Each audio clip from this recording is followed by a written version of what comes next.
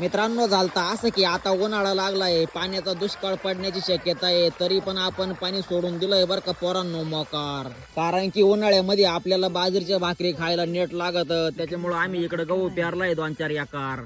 सारखी रात्रभर मोटर चालू होती, 4-2 वाफे भरले का नाही काय माहिती, मारून पाहावं लागल वावरामध्ये चकार. कारण की रात्रीचं पाणी भरायला पण खूपच फाटत असती, बिबटे पण झाले खूपच बेकार.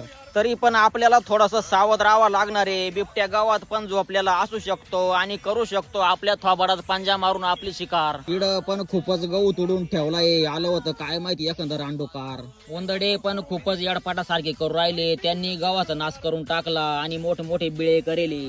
आता इड मोठा दगड लावून द्यावा लागेल त्याच्या नळा पुढं, तो श्वास कोंडून मेला पाहिजे, त्याला म्हणतो किती पण उकार. थोडाफार गहू झाला तरच आपलं नरम पोळ्या खाऊन पोट भरल, नाही तर काय आपल्याला येणार नाही बरं का पोरांनो ढ्याकार. 5-50 पोते झाले तरच होऊन जाईल आपलं स्वप्न साकार. ते काही का असाना पण रात्रभर वाफे भरून राहिले एकदम चिकार. तुम्हाला जरी वाटत असेल यानं कामाच्या धाकानं पाणी मोकार सोडले, पण तो नाही बरं का पोरांनो काम चुकार. कारण आपण कामाशी काम करत असतो, आपण नाही टुकार. चला आता आपल्या तात्याचं बकेट सोडून आणि त्याला जोडून द्यावा लागल दगड कुटायला ब्रेकार. अब तुमको ब्रेकर जोड़ दिया है, तुम ले लो पत्थर के 7 टक्कर. हाँ अभी ले लेता हूँ. चला आता भुकाई पण खूपच लागली, खाऊन येऊ एखादी भाकार. चला धन्यवाद.